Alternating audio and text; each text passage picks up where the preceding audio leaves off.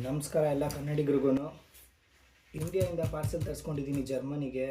ನನ್ನ ಕೈಗೆ ಬಂದಿಲ್ಲ, ಸೀದಾ ಕಸ್ಟಮ್ಸ್ ಅವ್ರ ಕೈಗೆ ಹೋಗಿದೆ. ಏನಕ್ಕೆ ಅಂದರೆ ಇದಕ್ಕೆ ಟ್ಯಾಕ್ಸ್ ಪೇ ಆಗಿರಲ್ಲ ಇಂಡಿಯನ್ ಪೋಸ್ಟಿಂದ ಬಂದರೆ. ಸೊ ಅದಕ್ಕೋಸ್ಕರ ಕಸ್ಟಮ್ಸ್ ಅವ್ರ ಹತ್ರ ಹೋಗಿ ನಾವು ಈಸ್ಕೊಬೇಕಾಗುತ್ತೆ.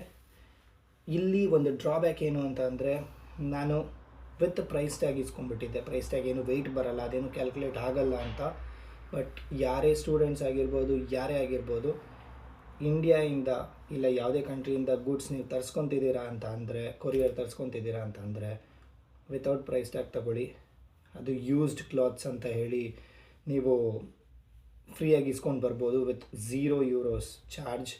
ನಾನು €28 ಪೇ ಮಾಡಿದ್ದೀನಿ, ನನ್ನ ಫ್ರೆಂಡ್ €40 ಪೇ ಮಾಡಿದ್ದಾನೆ. ಆಲ್ಮೋಸ್ಟ್ ₹3,900 ಪೇ ಮಾಡಿದ್ದೀವಿ ಎಕ್ಸ್ಟ್ರಾ. ಈ ಪ್ಯಾಕೇಜಿಗೆ ನಾವು ಅಲ್ಲಿಂದ ಕೊರಿಯರ್ ಕಳಿಸ್ಕೊಳ್ಳೋದಕ್ಕೆ ₹8,000-9,000 ಖರ್ಚು ಮಾಡಿದ್ದೀವಿ.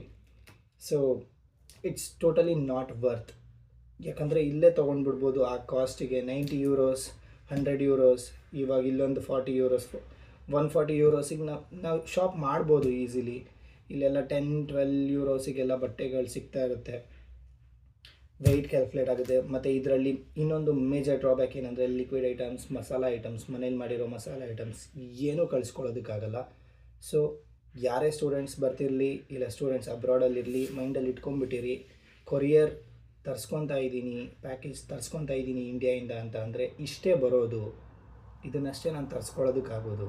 ತರಿಸ್ಕೊಬೇಕಾದ್ರೆ ಇದನ್ನೆಲ್ಲ ನಾನು ಫಾಲೋ ಮಾಡಿದ್ರೆ ನನಗೆ ದುಡ್ಡು ಸೇವ್ ಆಗುತ್ತೆ ಅನ್ನೋದು ಎಲ್ಲರ ತಲೆಯಲ್ಲಿರಲಿ. ಬಿಕಾಸ್ ನನಗಾಗಿದ್ದೆ ನಿಮಗಾಗಬಾರ್ದು.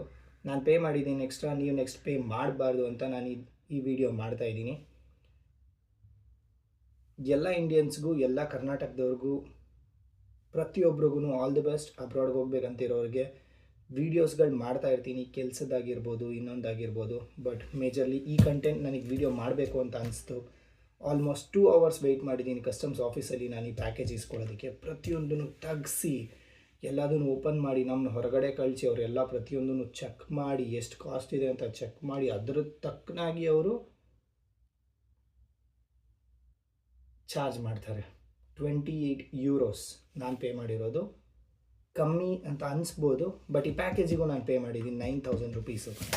13 kg package. ಇಷ್ಟೇ ಇರೋದು ಪ್ಯಾಕೇಜು. ಮಸಾಲ ಐಟಮ್ಸ್ ಇಲ್ಲ, ಏನಿಲ್ಲ, ಬರೀ ಬಟ್ಟೆ, ಶೂಸು ಅಷ್ಟೇ. ಸೊ